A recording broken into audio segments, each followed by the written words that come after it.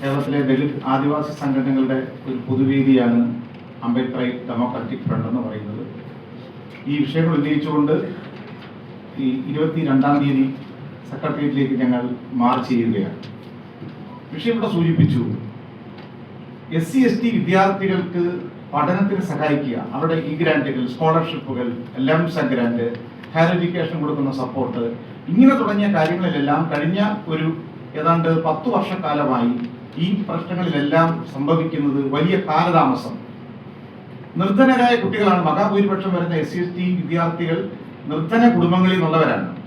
മറ്റ് രീതിയിലുള്ള റിസോഴ്സുകളില്ലാത്ത, സാമ്പത്തികമായ മറ്റു സ്രോതസ്സുകളില്ലാതെ സർക്കാരിന്റെ സഹായത്തെ ആശ്രയിച്ച് മാത്രം ഹോസ്റ്റലുകളിൽ താമസിക്കേണ്ടവരോ അതേപോലെ കോഴ്സുകൾ പഠിക്കേണ്ടവരോ ആണ്.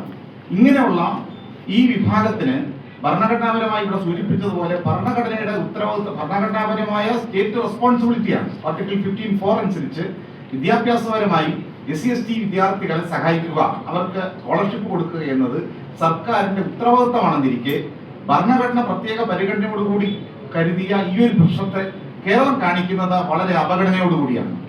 ഫണ്ടില്ല എന്ന് പറയുന്നു. പല കുട്ടികൾക്ക് ഇപ്പൊ പറഞ്ഞു കഴിഞ്ഞു, പല കോഴ്സുകൾക്കും പഠിക്കുന്ന കുട്ടികൾക്ക് സമയാസമയം സ്കോളർഷിപ്പ് ലഭിക്കാത്തത് കൊണ്ട്, ഹോസ്റ്റൽ ഫീ അടയ്ക്കപ്പെടാത്തത് കൊണ്ട്, ട്യൂഷൻ ഫീ അവിടെ റെമിറ്റ് ചെയ്യപ്പെടാത്തത് കൊണ്ട് കുട്ടികൾ മാനസികമായി വലിയ നിരക്ക് അവർക്ക് പ്രശ്നങ്ങൾ ഉണ്ടാകുന്നു, ഫ്രസ്ട്രേറ്റഡ് ആകുന്നു. നമ്പർ 1. നമ്പർ 2, അവർ ഇൻസൾട്ടഡ് ആകുന്നു. എയ്ഡഡ് സ്ഥാപനങ്ങളിൽ പഠിക്കുന്ന സ്ഥാപനങ്ങളിൽ സർക്കാരിന്റെ ഈ ലാപ്സ് മൂലം, ഡിലേ മൂലം സമയാസമയം ഫീസ് അടയ്ക്കപ്പെടാതെ വന്നാൽ, ഹോസ്റ്റൽ ഫീസ് ചെന്നില്ലെങ്കിൽ ഇപ്പോൾ തുടക്കത്തിൽ തന്നെ പൈസ അടയ്ക്കണമെന്നാണ് മാനേജ്മെന്റുകൾ പറയുന്നത്. അപ്പോൾ ഈ പൈസ അടയ്ക്കാൻ കഴിയാത്ത കുട്ടികൾ SC/ST വിദ്യാർത്ഥികളാണെന്നിരിക്കെ അതിന്റെ പേരിൽ അവർ സ്ഥാപനങ്ങളിൽ വളരെ വലിയ ഇൻസൾട്ട്, മാനഹാനിക്ക് വിധേയരാകുന്നു. ഇത്തരം പ്രശ്നങ്ങൾ കൊണ്ട് പഠനം തുടരാൻ കഴിയാതെ ധാരാളം കുട്ടികൾ ഇന്ന് ഡ്രോപ്പ് ഔട്ട്സ് ആയിക്കൊണ്ടിരിക്കുകയാണ്. നമ്മുടെ സർക്കാരിന് നമുക്കറിയാം, ഫണ്ട്, അയ്യപ്പ സംഗമത്തിന് ഫണ്ട് സമാഹരിക്കാൻ കഴിയുന്നുണ്ടല്ലോ. ഇവിടെ സൂചിപ്പിച്ചതുപോലെ എയ്ഡഡ് മേഖല, SC/ST വിഭാഗത്തിന് യാതൊരു പ്രാതിനിധ്യവും എയ്ഡഡ് മേഖലയിൽ ഉദ്യോഗ കാര്യത്തിലില്ല. കാരണം നിയമനം ഇപ്പോഴും PSCക്ക് വിടാൻ സർക്കാർ മടി കാണിക്കുകയാണ്, തീരുമാനമെടുക്കുന്നില്ല. ആ മേഖലയിൽ തന്നെ ഇവിടെ സൂചിപ്പിച്ചു, ശമ്പളത്തിന് 11,500 കോടി രൂപ ഇവിടുത്തെ വരേണ്യ വിഭാഗങ്ങൾ മാത്രം നടത്തുന്ന എയ്ഡഡ് സ്ഥാപനങ്ങളിൽ അവരുടെ ആൾക്കാരെ നിയമിച്ചുകൊണ്ട് ശമ്പളം കൊടുക്കുന്നത് 11,500 കോടി രൂപയാണ് പ്രതിവർഷ ബജറ്റിൽ നിന്ന്. ഏതാണ്ട് 6,000 കോടി രൂപ പെൻഷനായിട്ട് സർക്കാർ എയ്ഡഡ് മേഖലയെ തീറ്റിപ്പോറ്റാൻ കൊടുക്കുന്നു. 10,000 കോടിയിലധികം രൂപ ഇൻഫ്രാസ്ട്രക്ചറിന് കൊടുക്കുന്നു. 30,000 കോടിയോളം രൂപ ഇവിടുത്തെ വരേണ്യ വിഭാഗങ്ങൾക്ക്, എയ്ഡഡ് മേഖലയ്ക്ക് ഈ കൊടുക്കുമ്പോൾ പാവപ്പെട്ട കേരളത്തിലെ ആദിവാസി കുട്ടികൾക്കും പട്ടികജാതി കുട്ടികൾക്കും സ്കോളർഷിപ്പ് കൊടുക്കാൻ, പോക്കറ്റ് മണി കൊടുക്കാൻ, അവർക്ക് മറ്റ് ലംസം ഗ്രാന്റ് കൊടുക്കാൻ കഴിയുന്നില്ല, പണമില്ല എന്ന് പറയുന്നത് എന്ത് മറുപടിയാണ്? ഇത് വിദ്യാഭ്യാസ മേഖലയിൽ നിന്ന് മഹാത്മാ അയ്യങ്കാളിയുടെയും ഡോക്ടർ അംബേദ്കറുടെയും മറ്റും വലിയ ഇടപെടലുകൾ, പോരാട്ടങ്ങളിലൂടെ വിദ്യാഭ്യാസ മേഖലയിലേക്ക് കടന്നു വന്ന ഒരു സമൂഹമാണ് SC/ST വിഭാഗങ്ങൾ. ഇന്ന് വലിയ നിലയ്ക്ക് വിദ്യാഭ്യാസത്തിലേക്ക് വരാൻ അവർക്ക് വലിയ താല്പര്യങ്ങൾ ഉണ്ടായിട്ടുണ്ട്. SC/ST വിഭാഗങ്ങളിൽ നിന്ന് ഉന്നത വിദ്യാഭ്യാസ മേഖലയിലേക്ക്, ഗവേഷണ മേഖലയിലേക്ക്, പ്രൊഫഷണൽ മേഖലയിലേക്കുള്ള ആപ്ലിക്കൻസിന്റെ എണ്ണം കൂടി വരിക. അപ്പം പഠിക്കാനുള്ള താല്പര്യവും പഠിക്കാനുള്ള ആഗ്രഹവും വർദ്ധിച്ചു വന്നൊരു കാലത്ത് നിങ്ങൾ പഠിക്കണ്ട എന്ന നിലയിലാണ് NEP പറയുന്നത്. നീ എന്തിനാ പഠിക്കുന്നതെന്ന് ചോദിക്കുന്ന പോലെയാണ് NEP. കാരണം അതിന്റെ കാര്യങ്ങൾ പരമാവധി വിദ്യാഭ്യാസത്തിന്റെ സെക്കുലർ സ്വഭാവം നഷ്ടപ്പെടുത്തുന്നു ഈ പുതിയ വിദ്യാഭ്യാസ നയങ്ങൾ. കേന്ദ്ര നയമാണ് ഞാൻ പറയുന്നത്. അതുപോലെ തന്നെ വിദ്യാഭ്യാസത്തെ കാവ്യവൽക്കരിക്കുന്നു. ഇവിടുത്തെ ശ്രേഷ്ഠ വിദ്യാഭ്യാസം എന്ന പേരിൽ തനി വരേണ്യ ബ്രാഹ്മണിക്കൽ സിലബസ് കരിക്കുലത്തെ കുട്ടികളുടെ മേൽ അടിച്ചേൽപ്പിക്കുന്ന മതേതര വിരുദ്ധമായ വിദ്യാഭ്യാസമാണ്. വിദ്യാഭ്യാസത്തിന്റെ ഡെമോക്രാറ്റിക് ആയിട്ടുള്ള അടിസ്ഥാനങ്ങൾ നിഷേധിക്കുന്ന ഒരു നയമാണ് NEP. ആ NEP കേരളത്തിൽ അതിവേഗം നടപ്പിലാക്കിക്കൊണ്ടിരിക്കുകയാണ്. 4 വർഷ കോഴ്സിന്റെ പേരിൽ വളരെ വേഗം കേരളം സ്വീകരിച്ചു.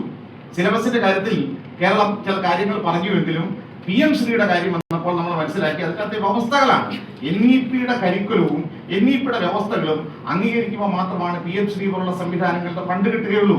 അപ്പൊ അതിന് ഏകദേശം തത്വത്തിൽ കേരളം തീരുമാനിച്ചു, ഗവൺമെന്റ് മുന്നോട്ട് പോയി. ചില ആഭ്യന്തര പ്രശ്നങ്ങൾ കൊണ്ട് ഡിലേ വന്നെങ്കിലും മൊത്തത്തിൽ ഈ NEPയുടെയും അതിന്റെ അടിസ്ഥാനത്തിൽ കേന്ദ്രം പുറത്തു നയം, കേന്ദ്രം ഇപ്പോൾ SC/ST വിദ്യാർത്ഥികൾക്ക് സഹായം കൊടുക്കണമെങ്കിൽ മാനദണ്ഡം വെച്ചിരിക്കുന്നു. 2.5 ലക്ഷം വരുമാന പരിധി.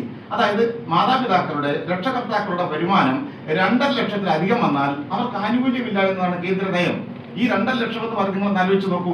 കൂലിവേലയ്ക്ക് പോകുന്ന, ഈ കൺസ്ട്രക്ഷൻ മേഖലയിൽ പണിക്ക് പോകുന്ന ഒരു തൊഴിലാളിയുടെ വേതനം ഒരുപക്ഷെ പ്രതിദിനം കണക്ക് കൂട്ടുമ്പോൾ ശരാശരി 1,000 രൂപയാണ്.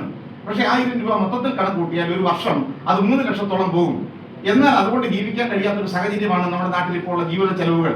അപ്പോൾ ഈ 2 ലക്ഷം വരുമാന പരിധി കഴിയുന്നതിന്റെ പേരിൽ പല കുട്ടികളും അപ്ലൈ ചെയ്യുമ്പോൾ അവർക്ക് കിട്ടുന്ന ഇൻകം സർട്ടിഫിക്കറ്റ് ഇത് കഴിയുമ്പോൾ അവരുടെ ആപ്ലിക്കേഷൻ റിജക്റ്റ് ആവുകയാണ്. അങ്ങനെ സൈറ്റിൽ തുടരാൻ പറ്റാതെ അവർ പിന്നോട്ടടിക്കപ്പെടുന്നു. ഇനി കേരളത്തിൽ EWS നടപ്പിലാക്കിയ പശ്ചാത്തലത്തിൽ മുന്നോക്ക വിഭാഗത്തിൽപ്പെട്ട ഒരു കുട്ടിക്ക്, ഒരു കുടുംബത്തിന് ആനുകൂല്യങ്ങൾ ലഭിക്കാൻ 8 ലക്ഷമാണ് വരുമാന പരിധി. അപ്പോൾ ഭൂമിയും സ്വത്തും മറ്റ് പലതരത്തിലുള്ള മൂലധന വിഭവ പങ്കാളിത്തവും ഒക്കെ ഉള്ള വരേണ്യ വിഭാഗങ്ങളിലെ കുട്ടികൾക്ക് 8 ലക്ഷമാണ് അവന്റെ വരുമാനമെങ്കിൽ SC/ST വിഭാഗത്തിന് ഈ 2.5 ലക്ഷം ആക്കുന്നത് എങ്ങനെയാണ്? അപ്പോൾ വരുമാന പരിധിയുടെ കാര്യത്തിൽ പോലും ആനുകൂല്യം കിട്ടാൻ ഈ ഇത്ര ലക്ഷങ്ങളുടെ വ്യത്യാസം നമ്മളുണ്ട്. ഇതൊരു വിവേചനമല്ലേ? അപ്പോൾ വ്യക്തമായും കേന്ദ്രത്തെ സംസ്ഥാനം കുറ്റം പറയുന്നു. 60% ഈ ഗ്രാന്റിന്റെ ഫണ്ടുകൾ സെൻട്രൽ തരേണ്ടതാണ്, അത് തരുന്നില്ല എന്നൊക്കെയുള്ള വാദങ്ങൾ നിരത്തുന്നു. കേരളമാകട്ടെ SC/ST ഡെവലപ്മെന്റിനുള്ള 500 കോടി രൂപ ഒരു കാരണവുമില്ലാതെ ലാപ്സാക്കിയ ഒരു സ്റ്റേറ്റാണ് കേരളം.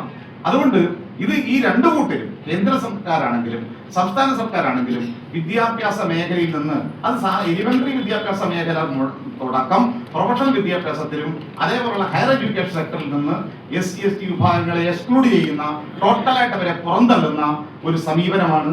ഈ സമീപനം തിരുത്തിയേ പറ്റുകയുള്ളൂ. ഇതുകൊണ്ട് ഇത് കേരളത്തിന് വലിയ ഉത്തരവാദിത്തമുണ്ട്. കാരണം വിദ്യാഭ്യാസ മേഖലയിൽ ഈ സമൂഹങ്ങളെ എംപവർ ചെയ്യുക എന്ന് പറയുന്നത് നമ്മുടെയൊക്കെ ഉത്തരവാദിത്തമാണ്. അതുകൊണ്ട് ഈ പ്രശ്നം പരിഹരിക്കാൻ ഇവിടെ പറഞ്ഞതുപോലെ ഇത് മുഖ്യമന്ത്രി നേരിട്ട് ഈ ഉത്തരവാദിത്തം ഏറ്റെടുക്കണം. പട്ടികജാതി വകുപ്പുകളുടെ ഈ നടത്തിപ്പിനകത്ത് പരാജയമുണ്ട്. ബ്യൂറോക്രസിയുടെ ഭാഗത്തു നിന്നുള്ള വലിയ അനാസ്ഥ ഈ കാര്യങ്ങളിലെല്ലാം ഉണ്ട്.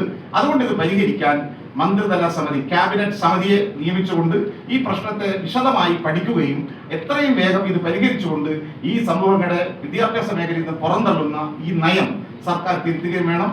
അതുകൊണ്ടാണ് ഞങ്ങൾ 22-ാം തീയതി സെക്രട്ടറിയിലേക്ക് മാർച്ച് ചെയ്യുന്നത്. ഈ പഞ്ചായത്ത് തെരഞ്ഞെടുപ്പ് കഴിഞ്ഞാൽ ഈ സെക്രട്ടറിയുടെ മുമ്പിൽ അനിശ്ചിതകാല സമരം കേരളത്തിലെ ദലിത് സംഘടന ഒറ്റക്കെട്ടായി നടത്തും. ഈ അവഗണനയുടെ പ്രതിഫലനം അടുത്ത നിയമസഭാ തെരഞ്ഞെടുപ്പിൽ ഇത് പരിഹരിച്ചില്ല എങ്കിൽ ശക്തമായ പ്രതിഫലനം അടുത്ത നിയമസഭാ തെരഞ്ഞെടുപ്പിൽ ഉണ്ടാകുമെന്ന കാര്യം വ്യക്തമാണ്.